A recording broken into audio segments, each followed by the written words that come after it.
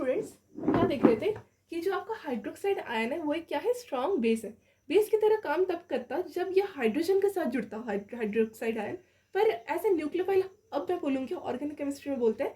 वैसे तो ये जो आपका पर्टिकुलर नेगेटिवली चार्ज्ड मॉलिक्यूल है ये लुईस बेस की तरह ही काम करता है in organic chemistry. But in organic chemistry we have to consider that the negatively charged molecule has a nucleophile. Okay, good nucleophile, bad nucleophile, ऐसे लैंग्वेजेस बताया, इनको पुकारा जाता है। ठीक है, यहाँ तक आपको क्लियर हो गया। अब देखिए, न्यूक्लियोफाइल बेस आपको क्लियर हो गया ना। बेस तब होता जब ये हाइड्रोजन के साथ जुड़ता। अगर यहाँ पर हाइड्रोजन के साथ ये नहीं बॉन्ड बना रहा, मतलब ये कार्बन के से एक बॉन्ड बना रहा है। ठीक है, अब वो बॉन्ड कैसे बना रहा है वो हम देखेंगे, पर कार्बन के साथ ही जुड़ेगा इन फ्यूचर, इसीलिए ये एक न्यूक्लियोफाइल की तरह एक्ट करेगा। ठीक है, यहाँ तक क्लियर हो गया। अब हमको क्या करना है कि इसको मैकेनिज्मली सॉल्व करना है, मतलब इसका जो सॉल्यूशन होगा वो कैसे दिखेगा। देखिए, आपको यहाँ दिख रहा होगा कि अगर ये कार्बन और ये ब्रोमीन जुड़ा है, ठीक है, तो कार्बन और ब्रोमीन, आपको पता ही है कि जो ब्रोमीन होता है वो बहुत ज़्यादा इलेक्ट्रोनेगेटिव होता है। और इलेक्ट्रोनेगेटिव होने के कारण जब वो एक अपने से कम इलेक्ट्रोनेगेटिव एटम के साथ जुड़ जाता है ना, तो उससे बहुत ज़्यादा इलेक्ट्रॉन्स की लॉसिंग करवा देता है। इसीलिए क्या होता है कि कार्बन में क्या आ जाता है, अच्छा खासा डेल्टा पॉजिटिव चार्ज। ठीक है, डेल्टा पॉजिटिव मतलब इसमें मतलब कोई चार्ज फिक्स नहीं है, इसमें से इलेक्ट्रॉन बस जा रहा है ब्रोमीन की तरफ, यहाँ तक अपना कार्बन इंडिकेट कर रहा है। अब कार्बन में बहुत इलेक्ट्रॉन्स की डेंसिटी कम होने के कारण क्या होता है, कार्बन बॉन्डिंग करने की कोशिश करता है एक अच्छे न्यूक्लियोफाइल के साथ। मतलब ब्रोमीन इसके साथ जितना स्टेबल है उससे भी ज़्यादा ब्रोमीन बाहर जाके स्टेबिलिटी गेन कर सकता है, ऐसा कार्बन शो कर रहा है ना, in front of this good nucleophile. ठीक है, अब क्या होगा कि कार्बन में अगर डेल्टा पॉजिटिव चार्ज आ गया, तो हमको तो पता ही है कि ब्रोमीन में in further delta negative charge होगा। अब डेल्टा नेगेटिव और डेल्टा पॉजिटिव क्या करेंगे, अट्रैक्ट करके रहेंगे। पर यहाँ पर हमको दिख रहा है कि एक अच्छा न्यूक्लियोफाइल होने के कारण ये डेल्टा पॉजिटिव कार्बन बॉन्डिंग करेगा इस ऑक्सीजन के साथ ऐसे। ठीक है, और इस मतलब इस ऑक्सीजन के नेगेटिव चार्ज के साथ, राइट। सो ये हाइड्रोक्साइड आयन का एक्च में तो नेगेटिव चार्ज नहीं है, ऑफ कोर्स ऑक्सीजन में ही नेगेटिव चार्ज है, तो ऑक्सीजन के साथ ये बॉन्डिंग करेगा। अब क्या होगा कि अगर कार्बन और हाइड्रोक्साइड आयन में एक बॉन्डिंग का रिश्ता बनते जाएगा, तो आपको तो पता ही है अगर एक बॉन्ड बनता है न्यू, तो एक पुराना बॉन्ड टूट जाता है। ठीक है, सो इस ये वाला केस कहाँ हो रहा था SN1 रिएक्शन में। तो ये हम अरेंजमेंट देख रहे थे SN1 रिएक्शन में, जहाँ पर ऐसे बॉन्डिंग हो रही थी और चुपचाप से जो आपका फंक्शनल ग्रुप है एज ए लिविंग ग्रुप बाहर निकल जा रहा था, स्टेबल बन जा रहा था। पर इस बार क्या होगा, जैसा हम SN1 में कर रहे थे SN2 में भी यहाँ तक तो क्लियर था, पर SN2 में क्या होगा, ब्रोमीन फट से निकल नहीं जाएगा। मतलब ब्रोमीन जैसे SN1 में निकल के एक हमको इंटरमीडिएट टाइम गिवन कर रहा था, और एक स्टेप में हम उसको काउंट कर रहे थे। There are 2 steps possible to complete the SN1 reaction. पर आपका जो SN2 रिएक्शन है ना, वो सिर्फ एक बार में ही कंप्लीट होता है। ठीक है, मतलब उसमें ज़्यादा टाइम नहीं लगता, एक बार में कंप्लीट होना रहता है। So the SN2 reaction itself indicates that I have completed in 1 step only. ठीक है, इसीलिए क्या होता है, इसमें कोई भी इंटरमीडिएट का फॉर्मेशन नहीं होता। यहाँ तक क्लियर हो गया आपको, कोई भी इंटरमीडिएट का फॉर्मेशन नहीं होता, मतलब कोई कार्बोकैटायन का फॉर्मेशन नहीं होगा। ठीक है, अब देखिए, अगर कार्बोकैटायन का फॉर्मेशन नहीं होगा तो किस तरह से OH नेगेटिव यहाँ जुड़ा। देखिए, हमने SN1 में क्या देखा था, SN1 में एक बार आपको एग्जाम्पल से समझा सकते, फिर मैं मिटा दूंगी। देखिए, SN1 में हमने समझा था कि कुछ ऐसे हो रहा था, CH2, और अगर यहाँ पर मिथाइल ग्रुप एचएस रहता तो ऐसा आपका कार्बोकैटायन जनरेशन हो रहा था, और इन फर्दर जो आपका OH नेगेटिव है वो बहुत इजीली ऐसे आगे से पीछे से इसके पास जगह थी, मतलब 2 लोब्स रहता है ना वैकेंट, तो यहाँ से आगे से भी अटैक करने का इसमें ऑप्शन बन रहा था, पीछे से भी अटैक करने का ऑप्शन बन रहा था। पर यहाँ पर कोई भी पॉजिटिव चार्ज नहीं होने के कारण ये SN1 रिएक्शन है ना, SN1 रिएक्शन है, यहाँ पर कोई भी पॉजिटिव चार्ज नहीं है। आप देख सकते हो SN2 में कोई भी पॉजिटिव चार्ज नहीं बना, मतलब कोई स्टेप ही नहीं है। तो अगर स्टेप नहीं है तो क्या होगा कि ये पर्टिकुलर हैलोजन एटम अपनी जगह से नहीं हिलेगा, ठीक है। मतलब ये पर्टिकुलर हैलोजन एटम अपनी जगह से नहीं जा रहा। यहाँ तक आपको समझ लेना है। जैसे SN1 रिएक्शन में ये जो यहाँ से आप ब्रोमीन देख रहे हो, ये बाहर होकर प्लस फॉर्म में Br नेगेटिव होकर बाहर निकल जा रहा था। पर इस बार आप देखो कि जब आपका SN2 रिएक्शन हो रहा है, SN2 रिएक्शन हो रहा है, तब ये Br नेगेटिव नहीं हिल रहा है, ठीक है। ये Br नेगेटिव की जगह ही है, मतलब Br नेगेटिव हुआ ही नहीं, ठीक है। ब्रोमाइड आयन बना ही नहीं, बस Br में ही स्टिल चिपका हुआ है कार्बन के साथ। अब कार्बन को इसके साथ बॉन्डिंग भी करनी है, ठीक है, क्योंकि बॉन्डिंग होगी या जरूरी होता ही है, ठीक है। आपको दिख ही रहा है कि ये एक नेगेटिवली चार्ज स्पीशीज है, एक positively charge species, and further it's for its less electronegativity. तो यहाँ पर तो ऐसा एक पार्शियल बॉन्डिंग आपको दिख ही जाएगी। अब क्या करना पड़ेगा हमको, इसको समझना है, ठीक है। मैं मिटा दूं, इसको मिटा दूं। अब समझिए, अब देखिए इसका जो नेक्स्ट इक्वेशन देखने को मिलेगा ना, ये विदाउट कार्बोकैटायन कैसे देखने को मिलेगा, देखिए। फॉर एग्जाम्पल CH2CH3, ठीक है। अब इसको ना थोड़ा सा मैं ऐसे लिख देती हूँ खोल के, कि C है, ठीक है, और यहाँ पर हाइड्रोजन जुड़ा है, यहाँ एक हाइड्रोजन जुड़ा है, यहाँ एक CH3 ग्रुप जुड़ा है। यहाँ तक आपको समझ में आ जाएगा। अब देखिए यहाँ पर आपका क्या जुड़ा था, Br।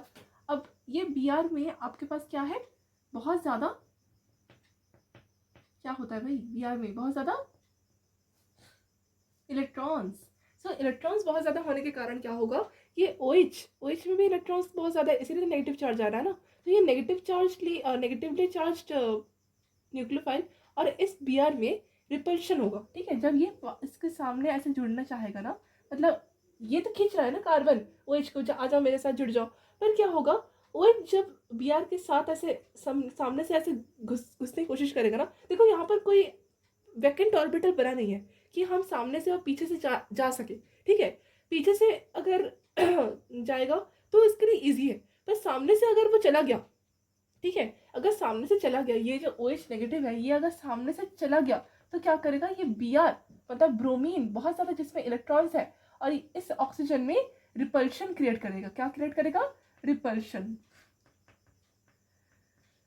इसी कारण क्या होता है, OH नेगेटिव सामने से नहीं जुड़ पाता, मतलब ब्रोमीन उसको रोक देता है, ठीक है, लॉक करता है जगह को। तो यहाँ से अपना रिएक्शन हो नहीं पाता। तो आपको तो पता ही है कि सामने जो भी रिएक्शन हो जाती है, प्रोडक्ट जो बन जाता है, अटैक जो होता है, उसका आंसर रिटेंशन प्रोडक्ट आता है।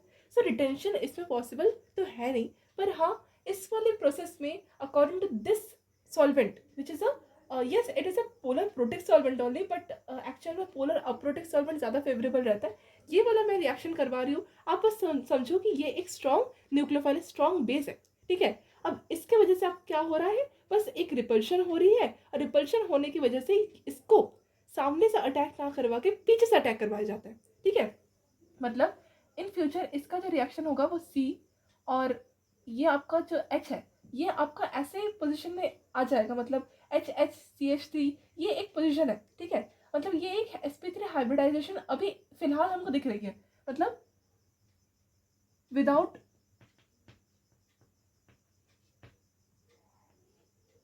आप लिखो, विदाउट इन कॉन्टैक्ट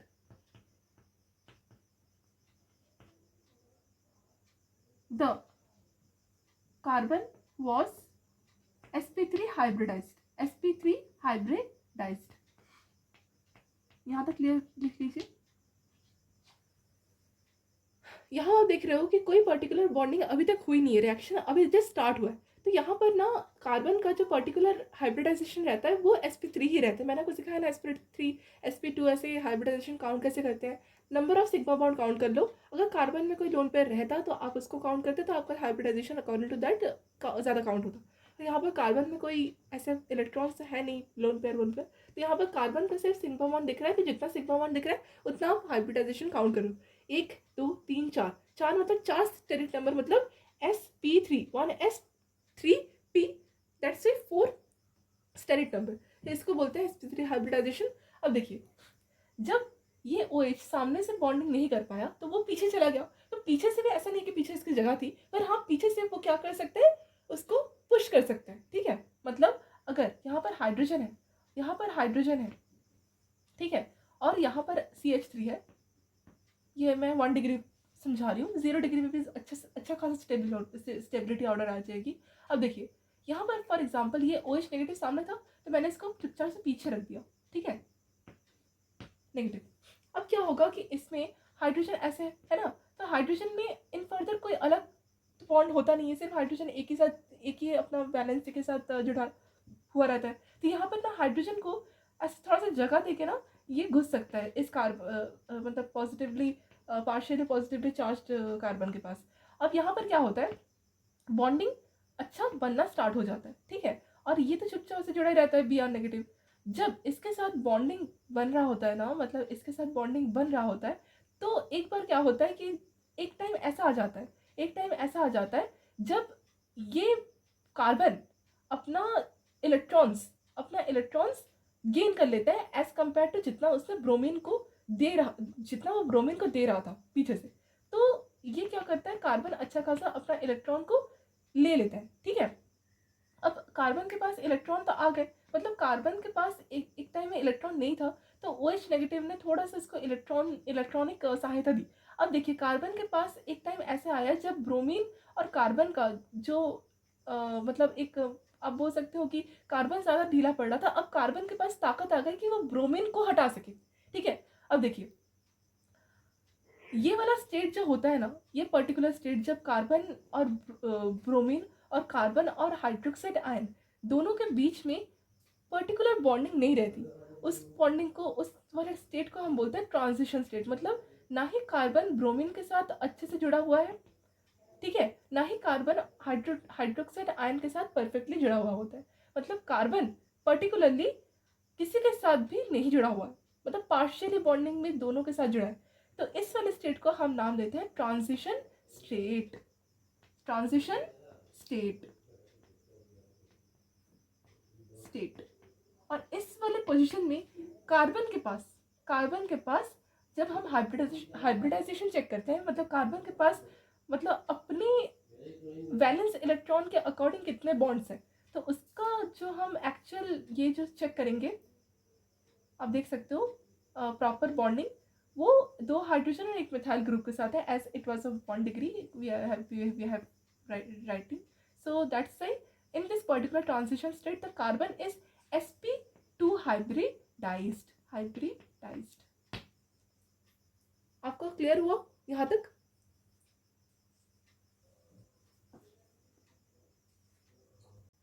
अब देखिए हमारे पास जो प्रोडक्ट बन रहा था वो कुछ ऐसे दिख रहा था, मतलब आपके पास ये OH हल्का फुल्का जुड़ेगा और ये ब्रोमीन के साथ ऐसे जुड़ेगा, राइट, और यहाँ पर आपका हाइड्रोजन ये आपका CH3, ठीक है। sp3 हाइब्रिडाइजेशन से हम sp2 पहुँच गए, इसलिए प्लेनर स्ट्रक्चर दिख रहा है ना। अब देखिए प्लेनर स्ट्रक्चर है, इसका मतलब ये नहीं है कि इसका जो आपका वैकेंट ऑर्बिटल है वो हो जाएगा, ये आपका पार्शियली बॉन्डिंग में जुड़ा हुआ है। कार्बन ना ही ब्रोमीन के साथ फुल बॉन्डिंग में है, ना ही कार्बन हाइड्रोक्साइड आयन के साथ फुल बॉन्डिंग में है। इसीलिए क्या होता है कि इसका जो हाइब्रिडाइजेशन होता है वो sp2 आ जाता है कार्बन का। अब देखिए यहाँ तक तो क्लियर था। अब इस वाले स्टेट को हमने क्या नाम दिया था, ट्रांजिशन स्टेट, ठीक है। अब देखिए ये वाला जो हाइड्रोक्साइड आयन है वो कहाँ से जुड़ा था, पीछे से, ठीक है। मतलब हाइड्रोजन को थोड़ा सा अरे भाई थोड़ा सा जगह दे दे, तो हाइड्रोजन थोड़ा सा हट गया और प्लेनर स्ट्रक्चर में आ गया, और जिसके थ्रू आउट आपको जो OH है वो p ऑर्बिटल के, मतलब कार्बन के वैकेंट p ऑर्बिटल का, ठीक है, वैकेंट p ऑर्बिटल के जैसे जो आपका था p सबशेल का जो ऑर्बिटल उसके पीछे से जाता हुआ दिखा। तो इसके लिए क्या हुआ कि हाइड्रोक्साइड आयन ने एक्चुअली कार्बन को बैक साइड से पुश किया, ठीक है। सो बैक साइड से अगर हाइड्रोक्साइड आ रहा है, सो इसका मतलब ये है कि कार्बन हाइड्रोक्साइड आयन के साथ न्यू बॉन्डिंग बनाना चाह रहा है। तो इन फ्यूचर इसका जो नेक्स्ट स्टेप होगा, नेक्स्ट इक्वेशन होगा, वो कैसे होगा, कार्बन ऐसे है और आपका जो OH है वो ऐसे है, और ये आपका हाइड्रोजन और ये आपका जो पर्टिकुलर CH3 ग्रुप था वो आप लिख सकते हो। यहाँ पर आप CH3 लिख दो, आप ऐसे भी लिख सकते हो इसको, ये आपका OH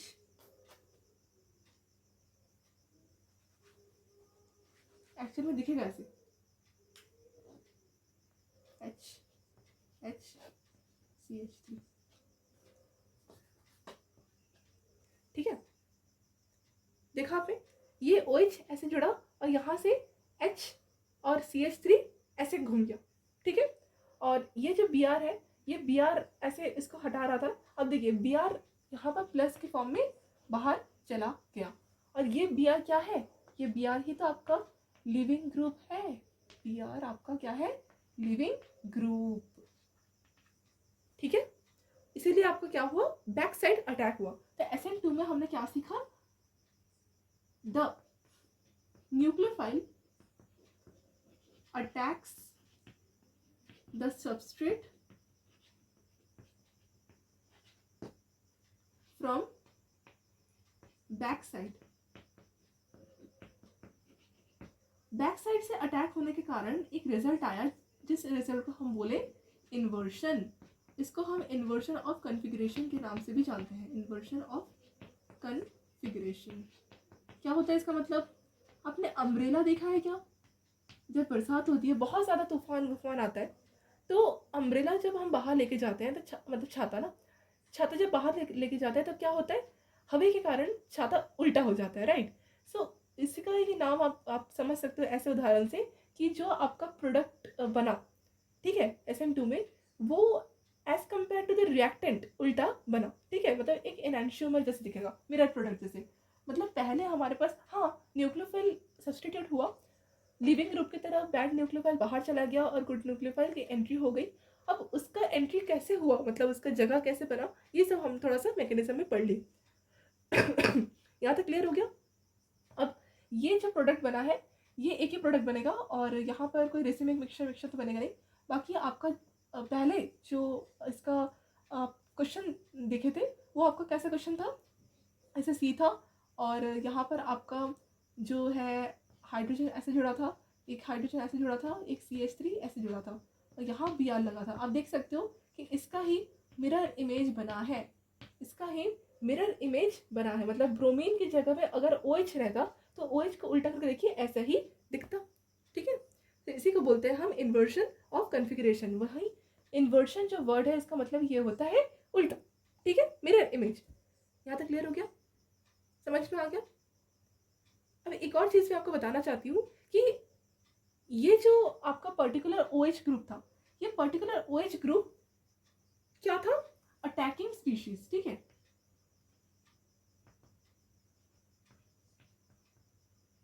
लिख लीजिए, देखिए इसको बोलते हैं अटैकिंग स्पीशीज। एक्सटर्नल अटैक किया गया कार्बन पर, तभी आपका SN2 रिएक्शन पॉसिबल हुआ, ठीक है। वही SN1 रिएक्शन में जो अटैक होता है वो दो साइड से हो सकता है, पर SN1 रिएक्शन में क्या होता है कि कार्बन में अटैक से भी ज़्यादा कार्बन का कार्बोकैटायन बनने का जो प्रोसीजर रहता है, जो बनने का डिपेंडेंस रहता है, वो ज़्यादा देखी जाती है, ठीक है। क्योंकि वो न्यूक्लियोफाइल जो रहेगा सामने वाला, वो वीक बेस रहेगा, वीक बेस के डेरिवेटिव्स रहेंगे, इसलिए उसका जो कार्बोकैटायन बनने का समय है वो बहुत जल्दी हो जाता है, ठीक है। और यहाँ पर आप देख सकते हो कि 1 डिग्री में ज़्यादा फेवरेबल क्यों रहा रिएक्शन, क्योंकि हाइड्रोजन क्या होगा, थोड़ा सा हल्का है, तो बहुत इजीली जा सकता है, मतलब अंदर घुसने का मौका दे सकता है। पर इन फ्यूचर अगर आप सोचो कि ये हाइड्रोजन की जगह अगर कोई मिथाइल ग्रुप रहता, अगर कोई इथाइल ग्रुप रहता, तो उसमें बहुत ज़्यादा इलेक्ट्रॉन क्लाउड्स रहते, ठीक है। मतलब फॉर एग्जाम्पल ये कार्बन में अगर मान लो मैंने CH3 लगा दिया, ठीक है, फॉर एग्जाम्पल इस कार्बन में मैंने एक CH3 ग्रुप लगा दिया, ठीक है, मतलब 2 डिग्री जैसे, तो CH3 एक्चुअल में तो ऐसे नहीं होता। इसको और खोल के लिख सकते हैं क्या, हाँ लिख सकते हैं। CH3 इन फर्दर आपको ऐसे देखने को मिलेगा, ऐसे ऐसे ऐसे, मतलब इसमें इलेक्ट्रॉन्स इतने ज़्यादा क्लाउड्स हो गए कि जो आपका बाहर का अच्छा वाला न्यूक्लियोफाइल है वो घुस ही नहीं पा रहा है ठीक से। मतलब ऐसा नहीं है कि रिएक्शन नहीं होगी, पर हाँ as compare to 1 degree 0 degree बहुत इजीली नहीं होगी, ठीक है। तो आपको समझ में आ गया कि why 1 degree is more favourable in SN2, क्योंकि इसमें इलेक्ट्रॉन क्लाउड्स नहीं रहते, स्टेरिक हिंड्रेंस वर्ड बोलते हैं इसको, ठीक है। 1 degree is more favourable than 2 degree than 3 degree, इससे भी अच्छा फेवरेबल 0 डिग्री है। ठीक है, यहाँ तक क्लियर हो गया। चलिए एक नोट लिख लीजिए, मैकेनिज्म क्लियर हो गया। चलिए एक इंफॉर्मेशन नोट लिखवाना है मुझे, देखिए नोट, देखिए अच्छा बुक्स में लिखा रहता है कि SN2 में भी रिटेंशन पॉसिबल है। ठीक है, अकॉर्डिंग टू दी हमको क्या देखना है कि उसका, पहले आप बताइए कि जो SN2 रिएक्शन होती है वो किसके ऊपर डिपेंडेंट होती है। मैंने आपको भी पढ़ाया है, आपका ये क्वेश्चन है कि जो आपका SN2 रिएक्शन है वो किसके ऊपर डिपेंडेंट है, वो सॉल्वेंट के ऊपर डिपेंडेंट है, या आपका जो लिविंग ग्रुप है उसके ऊपर डिपेंडेंट है, या सबस्ट्रेट के ऊपर डिपेंडेंट है। ये आपका क्वेश्चन है। पहले पॉज कीजिए वीडियो को, जो देख रहे हैं वो प्लीज़ पॉज कीजिए और सोचिए, उसके बाद आप वीडियो को कंटिन्यूसली देखें। आंसर आ गया आपका, समझ में आ गया आपको? अगर आपको समझ में आ गया तो आप एक बार मिला के देखिए कि आपके साथ ये मिल रहा है कि नहीं। मेरा पॉइंट देखिए, बताया जाता है कि SN2 reaction also seen in retention,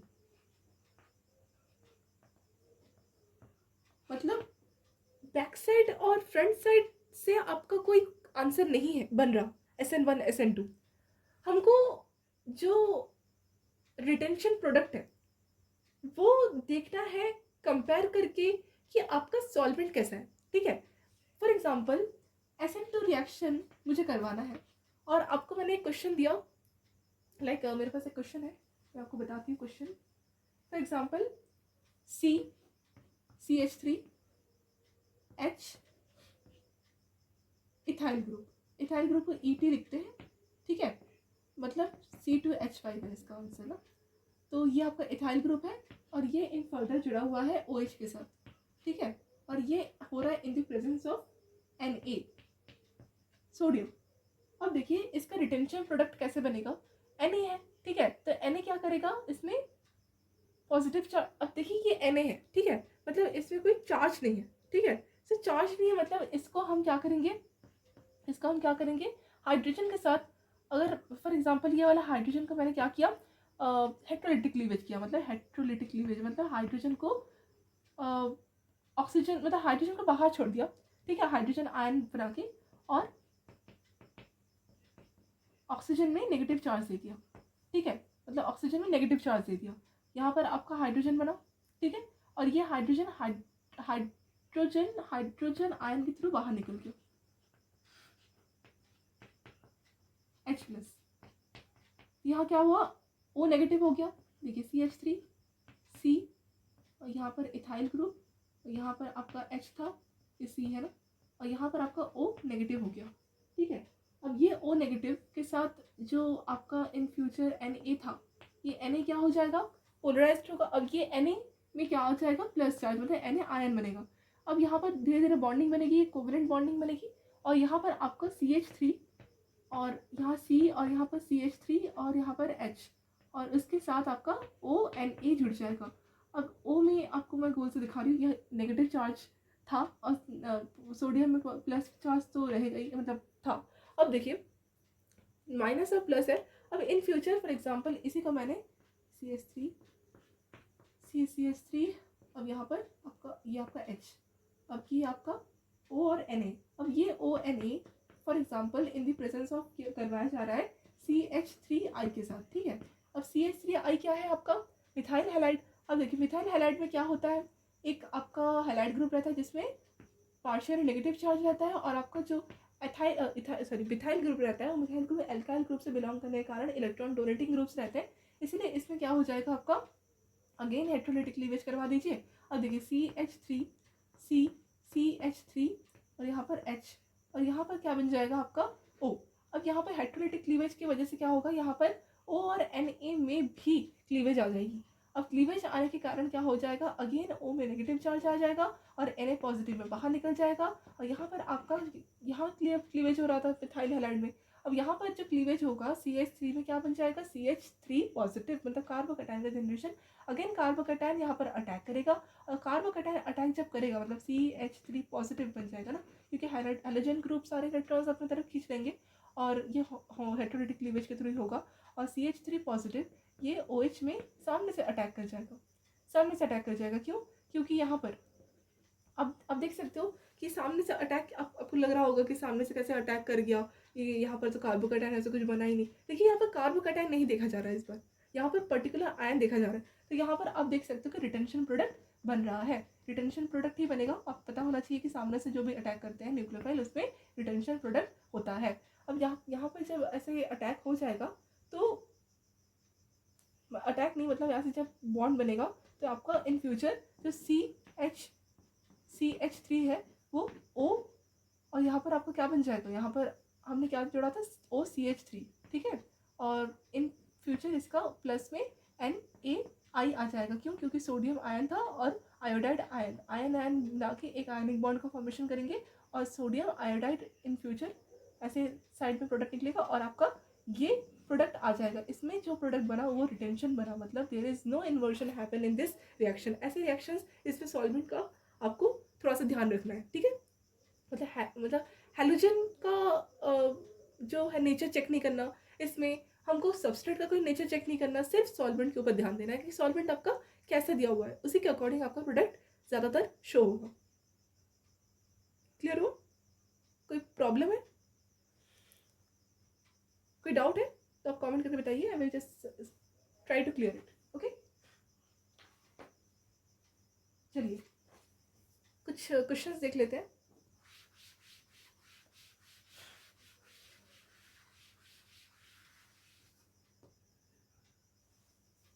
देखिए गुड न्यूक्लियोफाइल का कुछ मैं आपको एग्जांपल सॉल्व करवाती हूँ।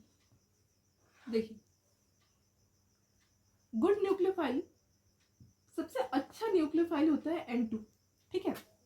उसके बाद होता है वाटर, उसके बाद जो भी होगा होगा, पर N2 सबसे पहले आता है। क्यों?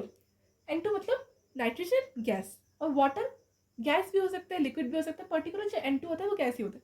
अब देखिए ये गैसियस है तो बहुत इजीली क्या होगा, लीव कर जाएगा, ठीक है।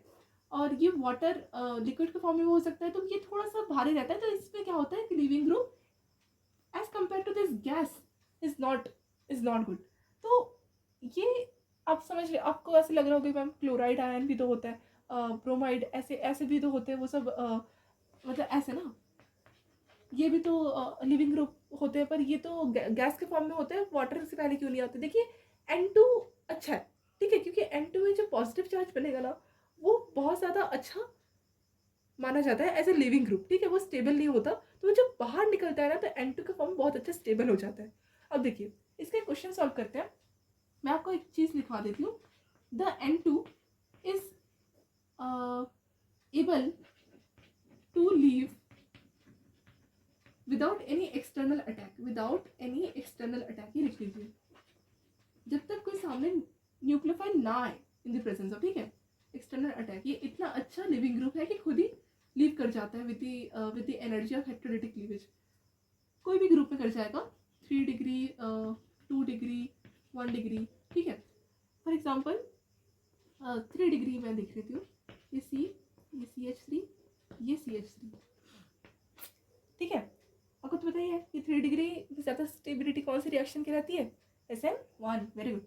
अब अब यहाँ पर फॉर एग्जांपल मुझे यहाँ पर मिल गया ये N2, ठीक है।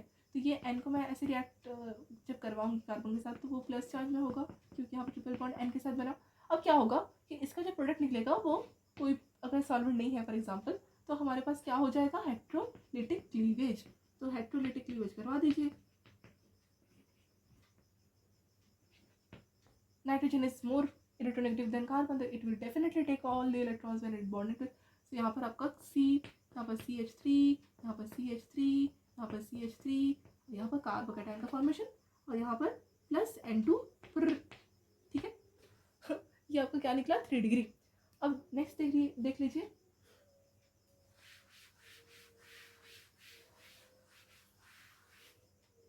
फॉर एग्जाम्पल CH3, CH3H, यहाँ पर आपका क्या है अगेन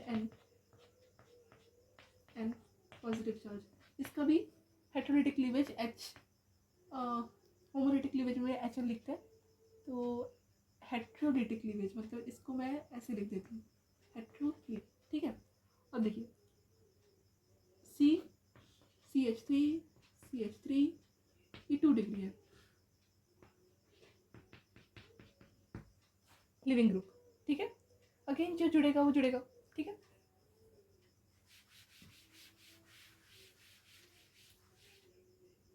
फॉर एग्जाम्पल 1 डिग्री का नहीं, अब डायरेक्ट हम एक अच्छा चीज़ देखते हैं।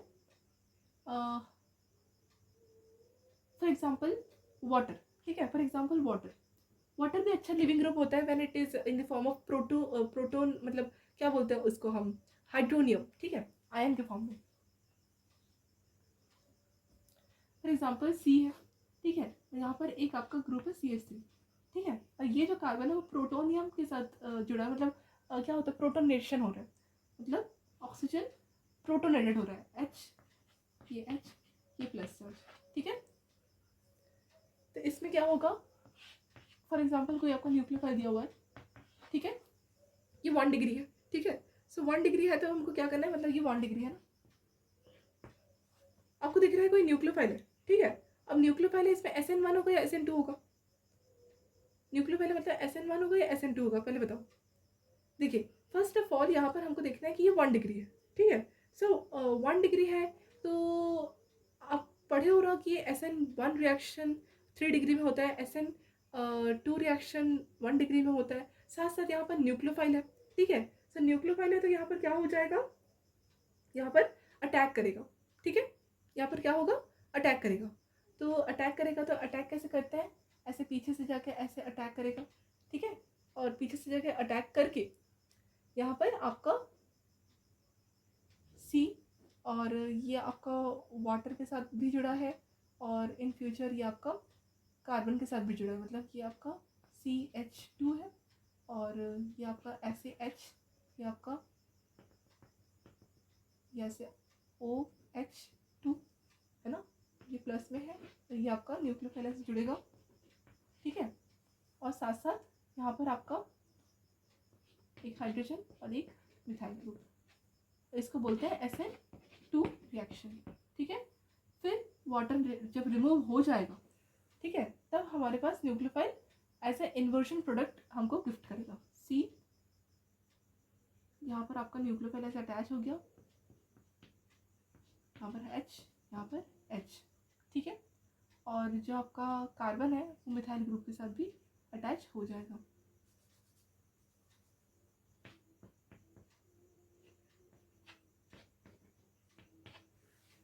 ठीक है। इसको बोलते हैं इन्वर्जन प्रोडक्ट, ठीक है। और ये एक्सटर्नल अटैक हुआ, इसका क्या हुआ, एक्सटर्नल अटैक हुआ। एक और एग्जांपल करते हैं,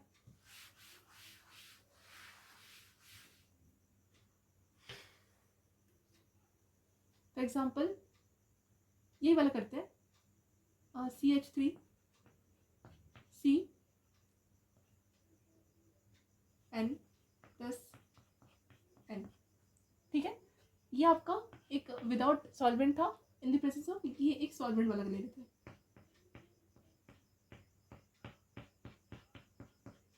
इसमें हम सॉल्वेंट ले लेते हैं OH नेगेटिव,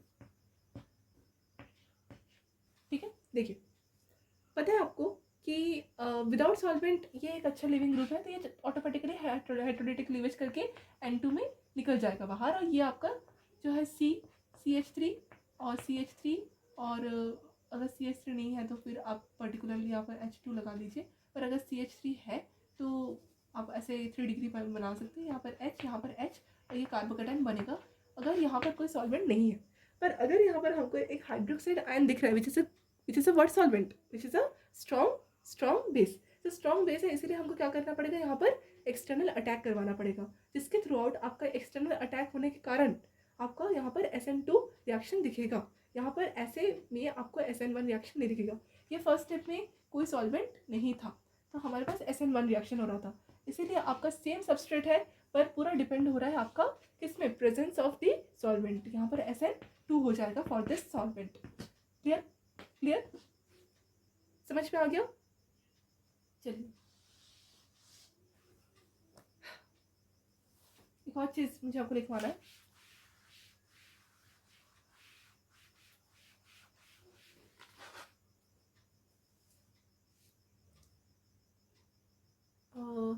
वो क्लियर हो गया। ध्यान रखिएगा जब भी ट्रांजिशन स्टेट होता है ना, कैसे होता है ट्रांजिशन स्टेट, जहाँ पर कार्बन sp2 हाइब्रिडाइजेशन होता है, तो ऐसे H है, यहाँ H है, यहाँ पर CH3 है फॉर एग्जांपल, और यहाँ पर आपका OH लगा हुआ है, यहाँ पर आपका Br लगा हुआ है फॉर एग्जांपल। अब ये ऐसे पूरी तरीके से जुड़ नहीं पाते हैं कि ऐसे पार्शियली बॉन्डेड, ये भी ऐसे पार्शियली बॉन्डेड, तो इस स्टेट को हम ट्रांजिशन स्टेट बोलते हैं। और यहाँ पर जो आपका न्यूक्लियोफाइल है और लिविंग ग्रुप है, इसके बीच का बॉन्ड एंगल 180 डिग्री होता है। ठीक है, यहाँ तक क्लियर? अब देखिए एक और चीज़, ये आपका एक पॉइंट था, एक और चीज़ आप देख लीजिए कि there is no rearrangement possible, there is no rearrange, carbocation नहीं बनेगा तो रीअरेंजमेंट किस काम का, there is no rearrangement possible. सीखेंगे इसको भी हम, ठीक है? लिख लीजिए, यहाँ पर आपका SN2 रिएक्शन कंप्लीट हो रहा है। और क्वेश्चन है, ये ऐसा नहीं है कि यहाँ तक आप करके छोड़ दोगे, आपको और प्रैक्टिस करना है। अगर आपको कोई क्वेश्चन नहीं बन रहे हैं तो प्लीज़ आप कमेंट करके बताइए। तब तक के लिए आप प्रैक्टिस करते रहिए chemistry, and all the best for your exams, and keep like share and comment and subscribe to our channel make the difference classes. Thank you.